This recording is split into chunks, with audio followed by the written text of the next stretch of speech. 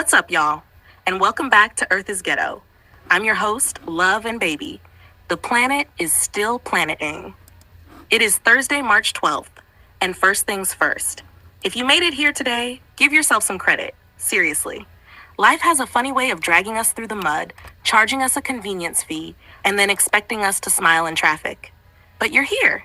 You woke up. You're pushing through. And that matters. So let me remind you of something before we get into the madness. You do not have to have everything figured out to be moving in the right direction. Read that again in your spirit. Some days, progress looks like crushing goals, and some days, progress looks like not cussing everybody out before noon. Growth is growth. We honor all forms around here. Now, after that little spiritual snack, we're gonna slide right into the news, because the world keeps producing material like it's trying to win an award for chaos. We'll break down what's going on, what actually matters, and what sounds like it was by exhausted interns in a collapsing simulation. And after that, because balance is important and laughter is cheaper than therapy, most days, we're closing things out with some comedy. Because if Earth insists on being this raggedy, the least we can do is laugh. So get comfortable, fix your face, sip your coffee, tea, or whatever is helping you mind your business today. This is Earth is Ghetto, and we're getting into it.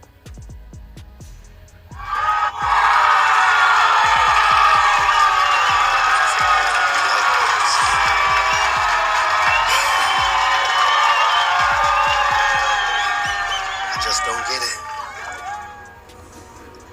You called me to this place. You led me to this place. You ordained what I was doing. And I still ended up here.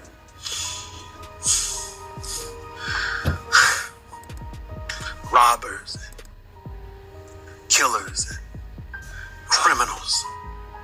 Here I am, a man of God.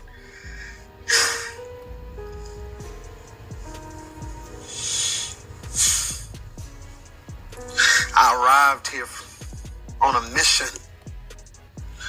And when I got here on a mission, I found myself in prison.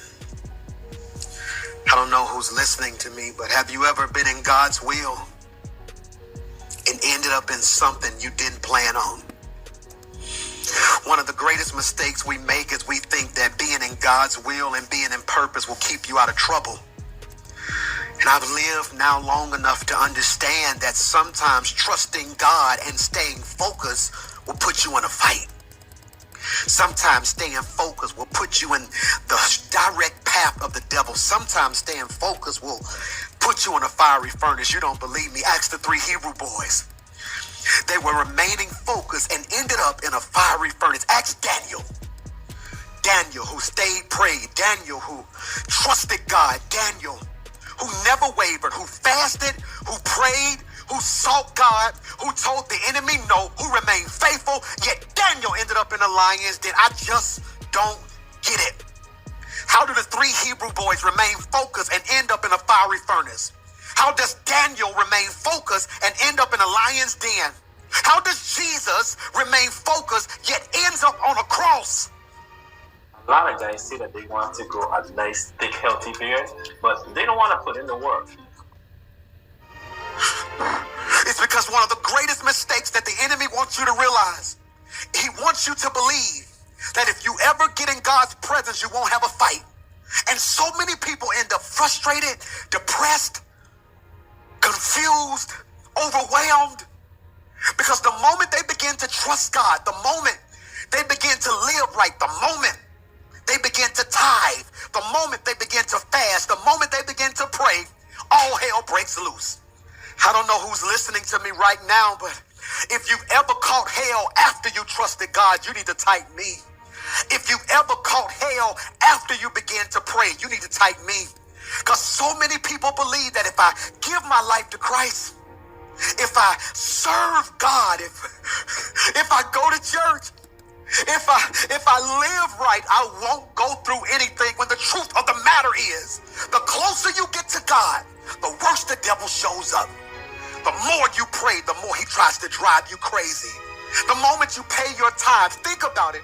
When you were clubbing and spending all your money doing whatever you want to do, you had overflow. But then the moment you begin to tithe, you run out of money. I don't get it. When I was sleeping around, I had friends, but the moment I give my life to Christ, will nobody return my call? When I was going to the club, everybody hit me up. My car was full. But when I started going to church, all of a sudden they called me bougie. I don't get it. I thought focus would get me friends. I thought focus would get me finances. I thought focus would get me prestige. Pastor Mike, I'm confused. You got me fasting. You got me praying. You got me living right. You got me coming to church. I'm coming virtual. I'm tithing. I'm on the devotion. Yet I'm still catching hell. It's because whoever God favors, the kingdom features, but the devil fights. And sometimes focus will put you in one of the roughest places of your life. You better ask Daniel, who did nothing wrong, yet he ended up in a bad place. Ask the 3 Hebrew boys who I told you last week, 2 weeks ago, that they remained focused. They didn't bow. They didn't bow, and yet still ended up in the fiery furnace. Because focus and favor is not an exempt or get out of free jail card. Focus and favor does not exempt you from the different trials and the different vicissitudes of life. If you remain focused, you will have to prove it. Ask Paul. Paul, who's serving God. Paul, who like many of you has a past. Paul, who like many of you was doing what he thought was the right thing, but yet he was doing the wrong thing. And can I pause and ask somebody, have you ever been doing what you thought was right only to discover it was the wrong thing? And the Bible says Paul saw a light in it, knocked him down. Then he heard a voice called out to him. Then for a couple of days he was blind. He goes into a city and he gets a transformation. God changes him from Saul to Paul.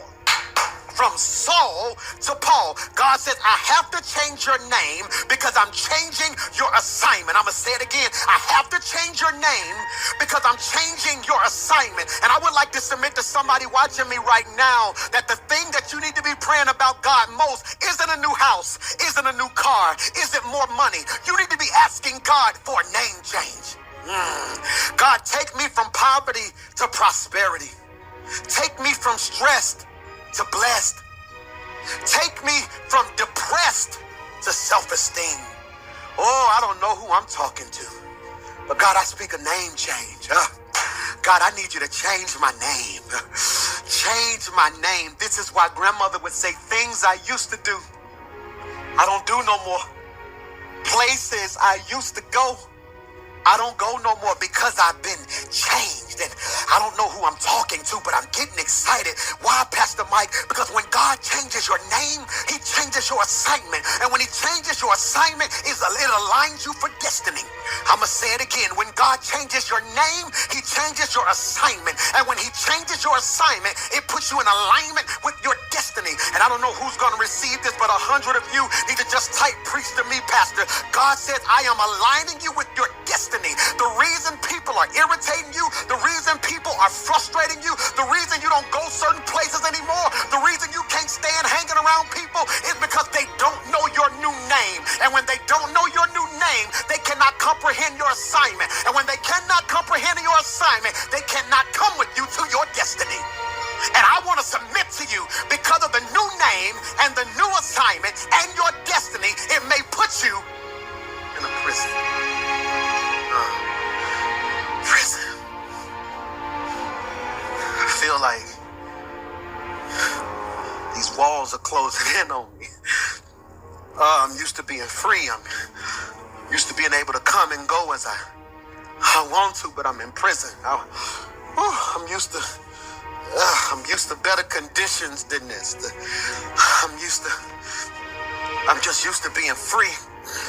And I want to submit to somebody watching me right now that when you do not have maturity and you do not have focus, purpose feels like prison. Purpose feels like prison. prison. Because when you come out of the world and you begin to change and you begin to live for God, certain places you can't go in, certain people you can't hang around, certain things you can't do anymore. And if you're not careful, purpose starts to feel like prison. It starts to, I was used to being able to live how I want to live and nobody said nothing. But now that I'm in purpose, people are looking at what I put on my page. They're judging all of my moves. It feels like the walls are closing in on me. Because whenever you don't have the proper amount of focus, purpose looks like prison. That may be why Paul was so comfortable in prison. Because he knew prison was a part of his purpose. You might be asking, how did Paul end up in prison? Paul arrived to this beautiful place, and when he got there, he was met by a sister by the name of Lydia. Lydia, man, was a seller of purple. You have to understand, Lydia was a bad sister. She was an entrepreneur, yet she held down her house. I'm going to say it again. She's an entrepreneur, but yet she holds down her house. I wish I could pause and preach to a sister watching who can shout, I'm a double threat. I wish 100 women would just type, I'm a double threat. Yeah, I'm able to get money, but also take care of my house. I'm able to have a business and a family. I'm able to be all God called me in corporate America, yet still be the mama and the wife God has called me to be. I am a double threat, and you have to be careful when you are a double threat, because whenever it is you are a double threat, the weight of your assignment. Get ready to relax with stress-free banking at Credit Karma. Feel the tension melt away. Can feel like prison. Paul gets to this beautiful place and he bumps into a sister named Lydia, and he begins to share the gospel. Paul begins to share the gospel of Jesus Christ and the salvation. He begins to share the word of God with this sister. And this sister, the Bible says, it opened her heart. God opened her heart and she got saved. But the thing I love so much about this sister is that when she got saved, she in turn got her whole house saved. I'm going to say that again. When she got saved, she in turn got her entire house saved. I don't know who I'm preaching to, and I wish I wasn't confined, but there's somebody watching me right now. As a matter of fact, there are two types of people watching me right now. One of you, if God brings you out, you're going to come out and forget the people who helped you. But then there's another group of you that when God brings you out, everybody around you is coming out with you. I wish I had 100 people who would just tag every person who you bringing out with you. That when God gives me my next blessing, if you are connected to me, it ain't no fun unless everybody around me can be blessed. Because when God brings me out, everybody is coming out with me. She said, what I heard was so incredible, she had to tell her husband. She tells her husband she has to get her children. Because she said, my bloodline has to be blessed. Well, I wish I had a parent who could just say, my children won't go through what I'm going through. My family won't suffer like I suffered. I don't know what my last name meant before I got here, but I know what it's going to mean after I leave here. God, I pray that you bless my bloodline. Do me a favor, type your last name. And I want to speak by faith that because of your sacrifice, because of your pain, because of your focus, everybody connected to you is coming out. Amen. Everybody's coming out. Everybody's getting blessed. I know that's right. Everybody I'm connected to is getting blessed, and that is everybody that's listening, everybody that's around. Hey, I pray that all the time. How y'all doing? Happy Thursday, as I like to call it, pre-Friday. I stole that from somebody, but I like it. How y'all doing? I had a pretty good day. Went to the grocery store. Busy day per usual, but just getting everything done so I can have a relaxing weekend prayerfully. I had a win last weekend, so I want to be on a roll 2 for 2, knock on wood. Other than that, y'all, it's back cold here. Like, we went from 87 degrees to 40 degrees the next day. Like, fun times, but spring is coming. I can see it in the air. I don't have too much to bend y'all ear about at all, so let's get into this news, see what's going on here. If I can find my home page. I can't stand. Okay. What do we want to do first? Let's see Crazy Tinsy.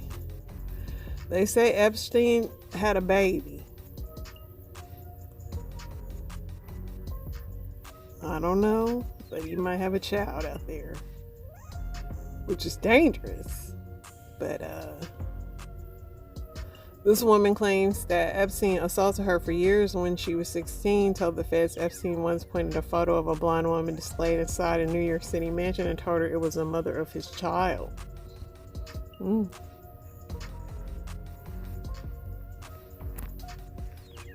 This is the thing I had about TMZ and their pop-ups. They gonna give you some pop-ups. Britney Spears, whatever he is, I don't know if he's her husband or whoever, but he's compared Britney Spears to an oppressed Iranian woman.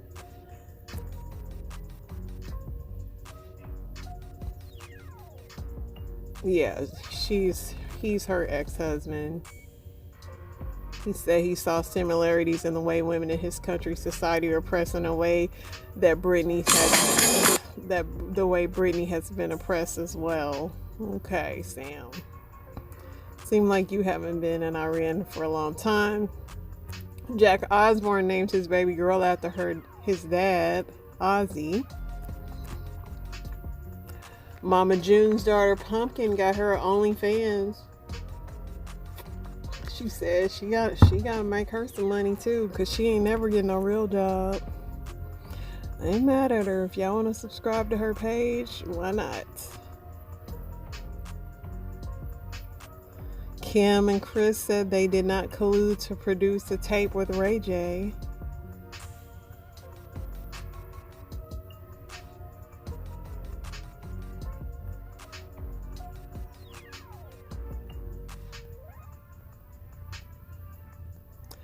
I guess Jake Paul is looking into getting into politics, and Trump said that he'll support him.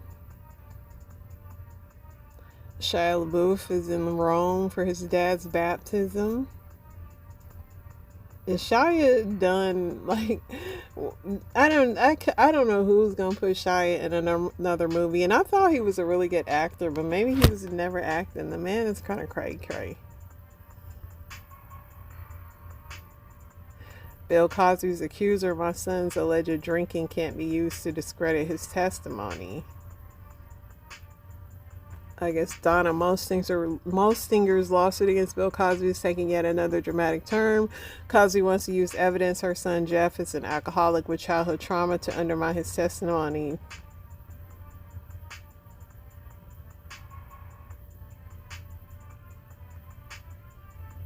I guess this TikToker Rachel Tusty had a tummy tuck and passed away.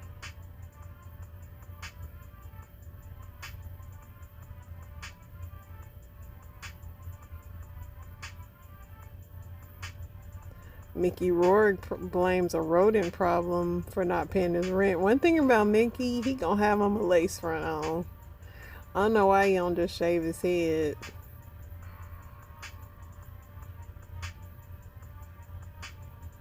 I guess Janet and Jermaine Jackson are allegedly arguing over Michael's movie screening. Says Janet Jackson is in the middle of a heated battle with her brother Jermaine and other family members over the biopic Michael, and the feud all comes down to envy. One source closely tied to the family tells us Michael Jackson's siblings first got into it during a phone call on the heels of the whole family getting together in LA last week to screen the movie, which hits theaters next month. We're told Janet was very critical of the film while Jermaine loudly applauded. It's worth noting Jermaine's son stars as Michael, but their conflict appears to run deeper than just the movie. Janet always has been insanely jealous of Michael, and her career is in the toilet. Now, come on now. Not that. I will not be going to the movies to see this Michael Jackson movie, but I will wait until it comes on streaming. Selena's sister sues Shein over merch featuring the famous sister's face. I don't blame them. Y'all shouldn't get permission for that.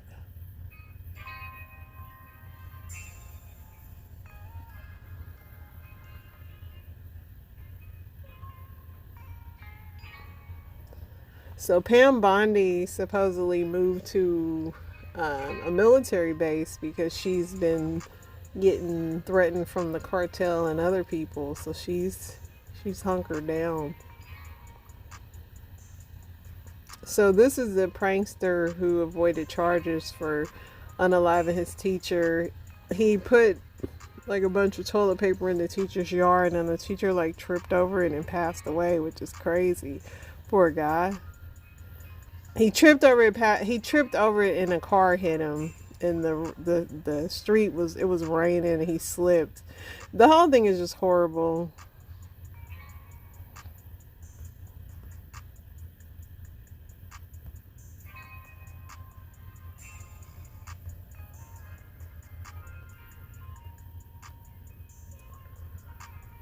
Alright. See what else is popping. Don't my sister. One thing my sister gonna do is call me during my podcast. New York Giants co-owner Steve Tisch transfers team stake to Family Trust after his name appears in Jeffrey Epstein files.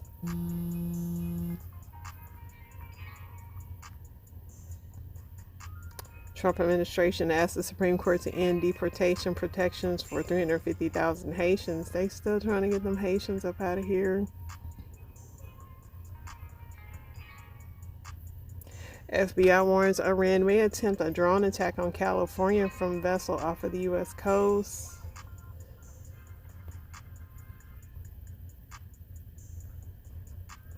Kanye is ordered to pay $140,000 after jury finds him liable for unpaid wages.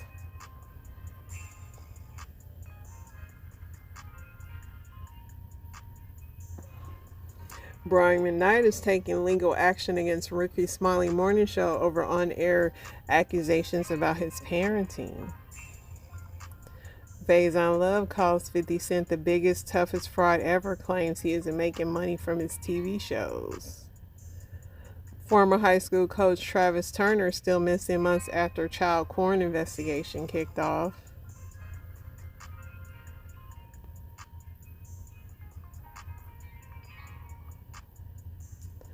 Juvenile says fans bully him into the Megan Thee Stallion collaboration.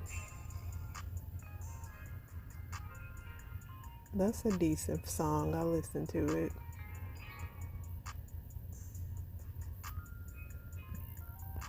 Let's see. I'll brief over the news. It's kind of all repetitive at this point. Pentagon says the first week of Iran war cost $11.3 billion. Pentagon blocks photographs from Hexef's briefings on Iran war.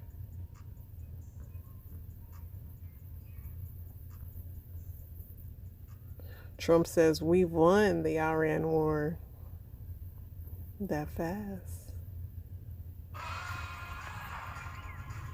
Robot rabbits, the latest tool to control pythons in the Everglades.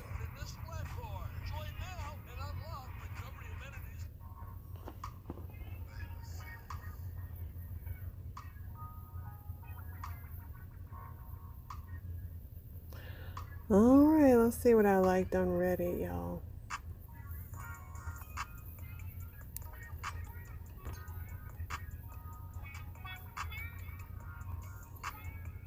What was the biggest scandal at your school? It was this girl. I never saw her, but they called her Hot Dog Girl because she got a hot dog stuck up her you know what. And she transferred schools to get away from the situation at her other school, and she was literally only at our school for a day. And this is before like internet and cell phones, but they were like, the Hot Dog Girl is at our school. And yeah, I wonder what ever happened to her. Luckily for her, I hope that she is thankful that the internet did not exist like that back then. But yeah, Hot Dog Girl. The French teacher became pregnant with a student. He was 18. She was 30. She later divorced her husband at the time and married him. They're still married.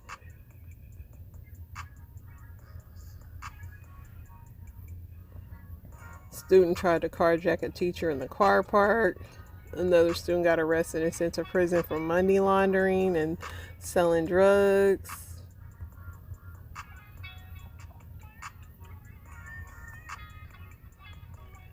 Student body President Tom was a part of an armed robbery crew.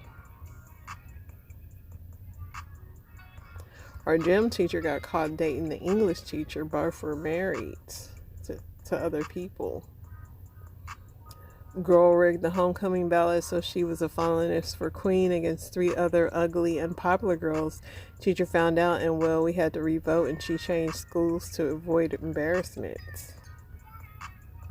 I thought they were reciting the Carrie line from the movie Carrie.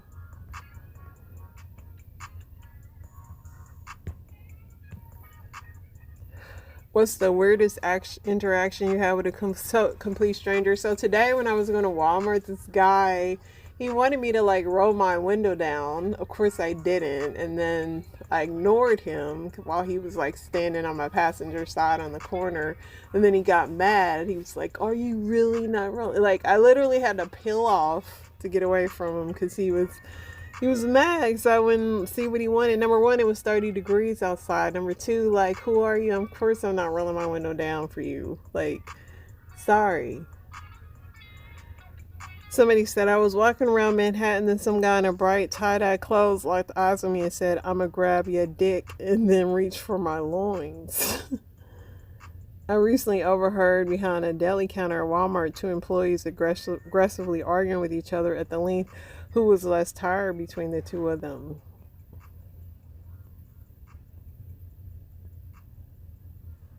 One time I was checking out at the grocery store, and when the cashier went to give me my change back, I thought she was trying to fist bump me, so I fist bumped her and realized the level of douche I was when an awkward pause with her hand still in the air trying to give me my change.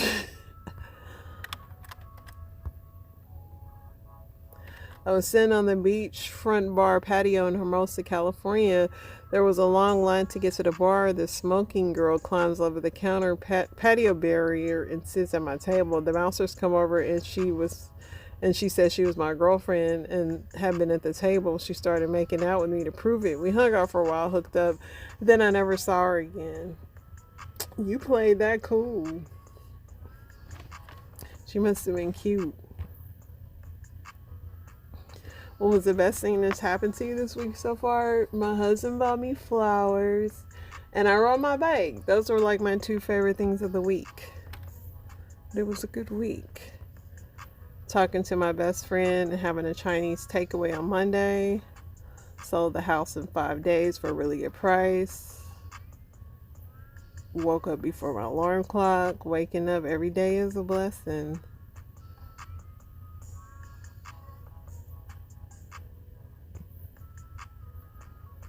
Women of Reddit, what is something you guys do thinking it makes them look cool, but it actually gives you the immediate ick?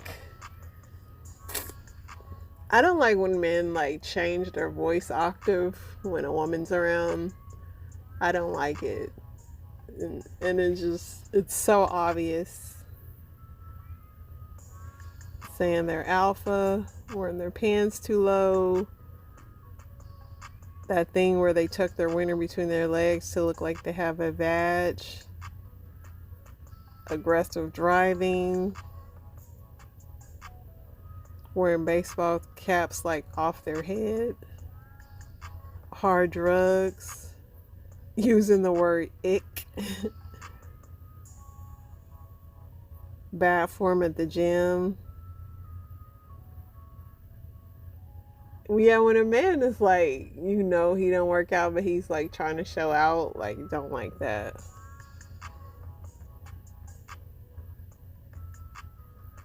Revving their engines, doing bicep curls in the squat rack, smoking for sure.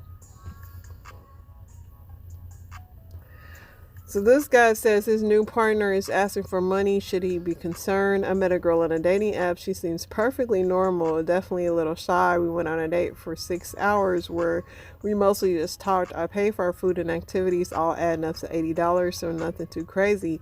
She doesn't work and hasn't for a while, but she's been looking for a job. Today, she politely asked me to send her $30 for an Uber trip to a job interview nearby. The interview is something that I've known for about for a bit. She only has one parent, an adoptive mother that doesn't loan her anything, and she personally has no money. Should I be concerned right now or see how this goes? I mean, you kind of opening up a door. I mean, you're dating somebody that doesn't have a job and it's okay with asking you for money. So if you want to be chivalrous and do it, but you're kind of creating a pattern.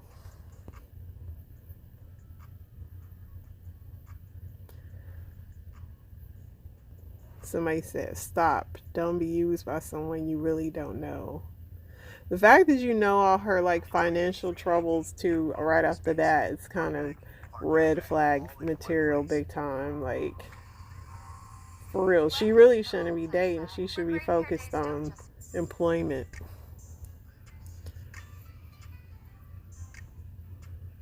Somebody said, can you just give her a ride? What small childhood moment felt magical at the time? I used to love rolling down the hill, man. Just rolling my body down. That was so fun to me. I used to still do it as an adult, but I don't know, now I'd probably be so dizzy, but I used to love rolling down the hill.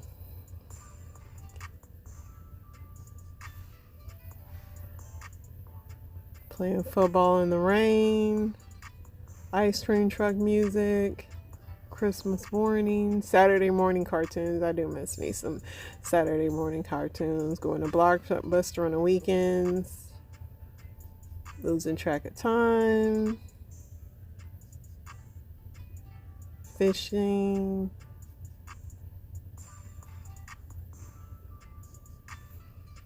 Man, I just miss playing outside, and I'm so glad we grew up in the era of like no internet and stuff, because it's just like, I just miss you driving. That's how you knew who was home. You drove in the neighborhood, you seen who was in the front yard or whose bikes were outside, and it was just simpler than.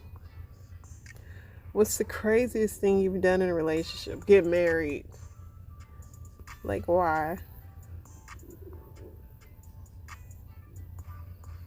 It's been around 2 years banging my girlfriend, an older woman who was married to a man for 20 years, fully into the cuck lifestyle. He worked a lot of the time and reclaimed her after I was done with her. He paid for our dates and STD testing. He was actually a cool dude. I once drove 14 hours straight to surprise her at 3 a.m. with Taco Bell and a boombox playing our song outside of her dorm window. Turns out she was already asleep with her new boyfriend. Dang. Stayed. Do in public places. Had a threesome with my girlfriend and another girl off Tinder. When then my missus grew a cuck kink of me inviting over the girl for some fun, and while my girlfriend was at her very corporate job and got off on me sending Snapchats of us having fun without her.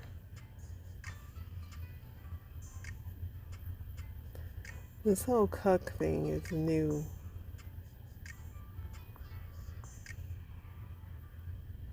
Left in the middle of the night, moved 800 miles away. Pegged my partner with a decent sized strap on with heaps of lube.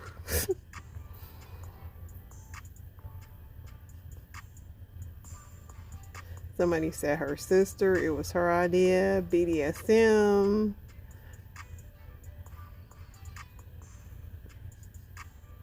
F this whole family. Put her toes in my mouth, loved every minute of it. I'm not into having my toes sucked. It's just yuck.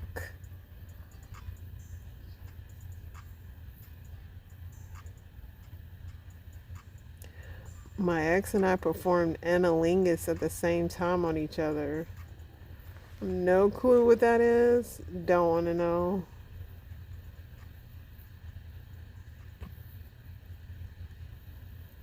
What's something you never do again? I'm definitely not getting married again. I know people say never say never, but for real, if something happened to my husband, I'm done with marriage. Somebody said fall in love, live with a man.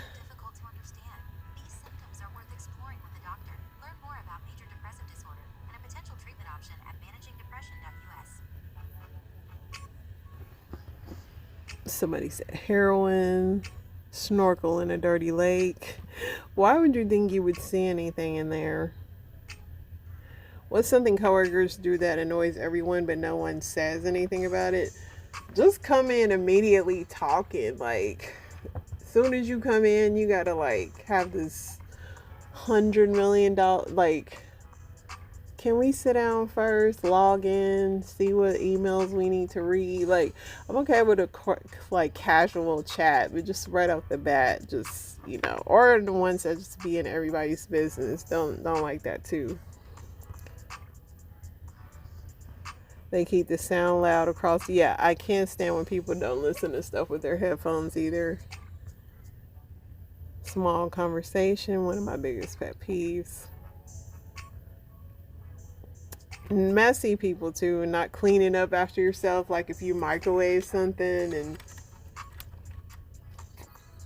just no home training. All right, my loves, I am going to let the comedy play and be back for another day. Y'all stay so blessed and hang in there. It's almost Friday.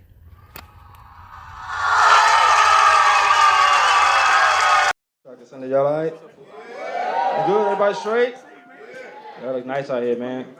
Yesterday was my 5th year anniversary of being sober from alcohol, right? Thank you, man. I'm not even happy. It's hard. You know what I'm saying? It's hard. Like, you don't know how bad I want to show your drink what this mouth do. It'd be hard out here because alcohol, it's so hard because I was drinking so much, I had a problem.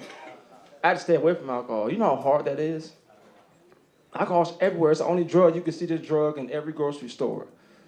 Come in different flavors. What? Imagine like you got a drug, right? You gotta stay away from this drug, and this drug comes in mango. Nigga. Like, you don't like, what? This drug comes in smoothie form, and I have to stay away from this? You can get banana with tequila mixed together. Like, you can have your drug and potassium at the same time. Like, that's so hard to stay away from. My friends found out I was sober. And it was like, I hate when you tell somebody you're sober and then like they think they give you like a whole speech about how proud they are of you. And I don't mind the speech really, but like they do this speech while they're intoxicated. Makes no sense. I was at the club with my boy, right? He called me over. He's at the bar. He's at the bar, right? He called me over. He's like, yo, come here. Shit. I'm so proud of you, man. Like the strength you've shown. Let me get 2 shots of tequila. Thank you very much. The strength you've shown. And then he'll pause it, gather his shots, go have a toast with his friends. Man, the strength you... Hold on one second. Thank you so much. Hey! Are we toasting? Let's do it! Yeah. Shit. Right. But yeah, the strength you've shown. Like, bro, stop. I don't need that from you at all. We all flawed, man. I'm flawed myself, though. Like, even though I'm sober from alcohol, I still be judging other people being sober from other drugs. Like, to me, it's levels to this. Like, it's not the same sober. I don't care what y'all say. There's all that bull stuff, and then there's alcohol. I'm right here. I was talking to this girl, right? And we was talking for like 3 days, vibing out. She found out I was sober. She's like, oh my God, it's amazing. I'm sober too. And I'm like, what? Alcohol messed you up? She's like, no, I was on meth. What?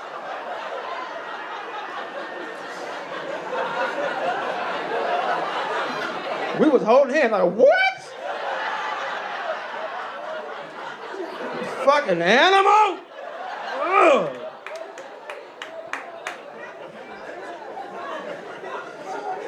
Meth, crazy? She's like, oh my God, no, this is perfect, because this way we can make sure we both never relapse. I'm like, yeah, but my relapse and your relapse are two different relapses. Like, if I get drunk and relapse, I might tell my grandma she ain't shit. I might just do that, but if you relapse, you might sell your grandmother for some more of that, like.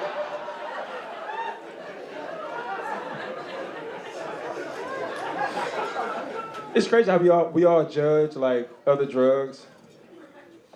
And, like, first of all, who's done, like, meth in here? Anybody done meth? Cocaine?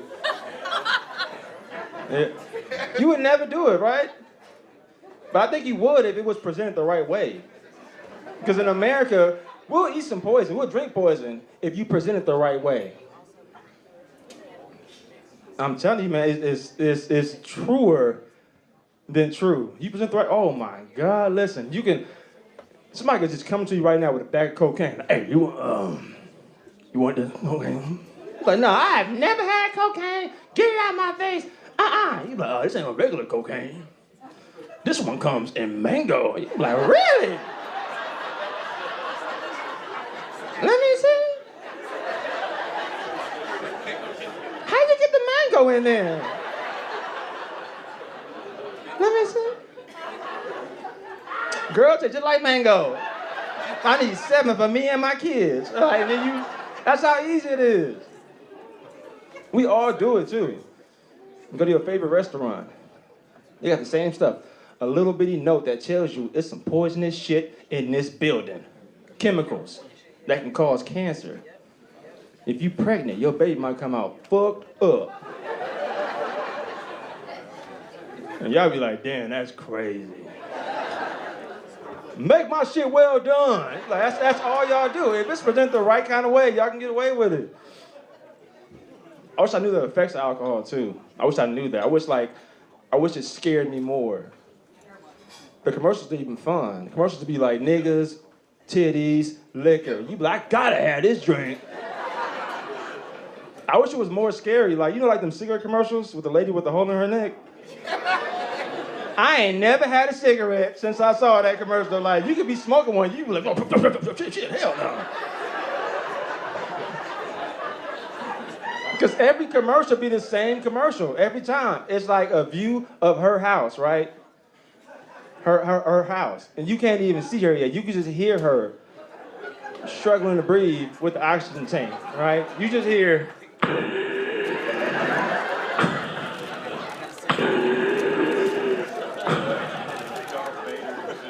And then the camera pan over to her on her leather couch. She's sitting up stiff.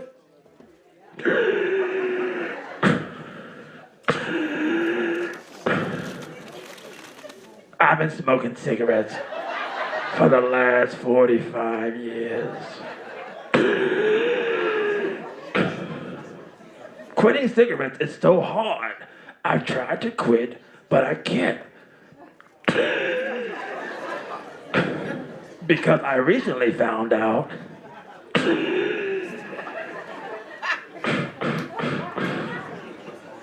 that they come in mango. Oh, shit. Oh, damn. Why? He was abandoned by his parents. He lives with his aunt and his uncle. His uncle got shot. He lives in the hood, feels things before it happens. He's in love with Mary Jane. That sound like a nigga to me. That don't sound like Peter Parker. That sound like Dwayne Parker from Northeast D.C. My most viral stand-up joke. And I gotta be honest with y'all. I fucking hate that joke.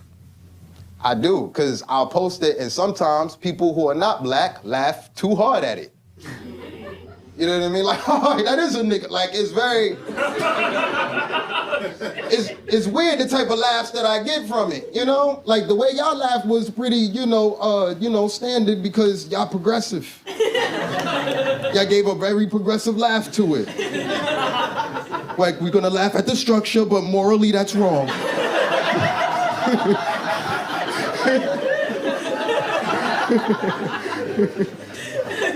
You know, and I appreciate that, you know, and that's because we're in D.C. But if I do that joke in Austin, Texas, I could fucking crowd surf after that. I could crowd surf and they just gonna be chanting, Spider-Man's a nigga, Spider-Man's a nigga. Yes, I have a love-hate relationship with that joke. Especially when I post it, man, the comments, people be saying some wild shit. There's a few people that have led comments alluding to this where they'll say shit like, I read comic books, and there's no way that Spider-Man could be black because he stops crimes, he doesn't start them. What? Let me tell you something. You can't be racist and a nerd, nigga. You can't be both. You gotta pick one. You can't be a racist nerd. And plus, there would be so many benefits if Spider-Man was black. You know, because this is the thing. I don't know if y'all know this, but I'm originally from this small town in the Caribbean called Brooklyn, New York, right? And me being from New York, like, you know, Spider-Man is from New York, too. He's from Queens. Yeah, he's from Queens of all places, and they got him solving a whole bunch of white crimes that don't happen in Queens. Like purse snatchers and bike thieves, that shit don't happen in Queens. 50 Cent, the rapper, before he was making documentaries, this nigga got shot. This nigga got shot 9 times. That happened in Queens. Where the fuck was Peter Parker then? If it was Dwayne Parker, he would have told 50, like, listen, nigga, my spidey senses is tingling. I think you should go in the house. The way that people laugh too hard at that, thinking that that's a black experience, that's not a black experience. Shit. I actually grew up in a 2-parent home. Plot twist. That's right, I got a dad. And he was there the whole time. No insurance lapse, nigga, the whole time. Some might say he was there a little too much. I had to go all the way to college just so I could sell drugs in peace.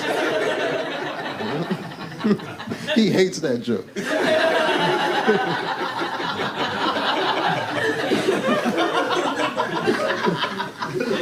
That shit not funny, Justin. I'm gonna be honest, I think it's more pressure growing up in a 2-parent home than it is a single-parent home. You know what I mean? Because when you grow up in a 2-parent home, nobody feels sorry for you when you fucking fail. You know, when you grow up in a single-parent home, all your achievements is like emphasized. You go to high school, they have a parade for your ass, fucking McDonald's has a commercial for your stupid ass. D'Angelo's playing in the background. But it's not like that when you grow up in a 2-parent home. Like, my man, you got a dad? Yeah. My man, you got a dad? Yeah. Lawyer, you got a dad? Yeah. My man. Because I'm trying to start a focus group called NWD, Niggas with Dads. I ain't gonna lie, I feel like me growing up with the mom and the dad, I feel like all those love and all those hugs is the reason why I'm 5'6", nigga. Because that shit was holding me down and not giving me a chance to grow. Like, my man, you got a dad? How tall are you? Exactly. You see what I'm saying? If your dad was in your life, you'd be my height, nigga.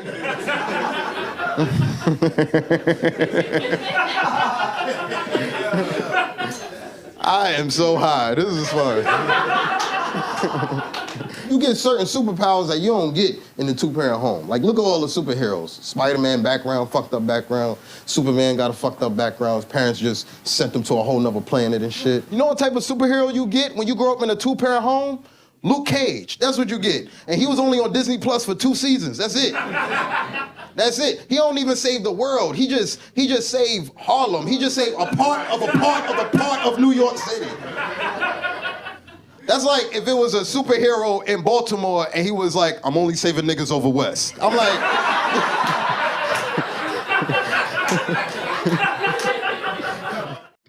Longing for lazy summer days in Santorini or a dreamy drive down the Blue Ridge Parkway in the fall? What about a spring stroll through stunning cherry blossoms in Kyoto or a winter ski trip to the snowy slopes of Jackson Hole? Super Bowl is this Sunday. There's a lot of comments, the fact that Bad Bunny is performing at the halftime show, you know. This is the thing. Maybe instead of being upset that Bad Bunny is performing at the Super Bowl, you had fucking 4 months to download Duolingo and look up his lyrics and catch a vibe so you're not caught off guard. And people be acting like they use an excuse, oh, I can't understand what he said. Why are people acting like that you don't listen to music where you don't understand what the fuck they be saying? Yeah, to this day, nobody knows what the fuck mama say, mama sa, mama kusa mean. No, nobody know. No, nobody know what it means. There's people that don't even know the name of the song. They just know that mama say, mama sa, mama kusa. That's that part. That mama say, mama sa, mama kusa. They want to hear more of the mama say. It's like, I want to hear more of the mama say, Mike. He ain't even tell us the definition. He took that to the grave with him. He took that to the grave with him. They asked him on his deathbed, Mike, what does mama say? What does it mean? What does mama say, mama sa, mama kusa mean? And he was like, I never tell. I imagine that's how he died, like. It's because the same shit happened last year when Kendrick Lamar was performing at the Super Bowl. I thought it was dope. A lot of people, there was a good amount of people that seemed to not like it. But this is the thing, you gotta know the difference between what's bad and what's not for you. You know, like I would never say Taylor Swift music is bad because I know she's not making music for 30-year-old niggas. That's not who that's not who she's making it for. You know? So that's because I remember I saw this interview with this one dude. He was talking about the halftime show last year. He was saying how he didn't like it. He thought it was mid. He thought he didn't care for it. And then they asked him who he wanted to see the next year, and he said Nickelback. I'm like, oh, we grew up differently. And he was black too, for context. I was like, we grew up differently, you know? And this is the thing, I don't know if y'all can tell, but I be on drugs. So I'm not gonna lie, I didn't even know what Nickelback was. So when he said Nickelback, I thought he said Niggerback. I was like, Niggerback? There's a band called Niggerback? I was texting white people I know, like, there's a band called Niggerback? They ain't text me back, but I was trying to find the answer. I was at home smoking weed like, they not gonna let Nickelback at the Super Bowl.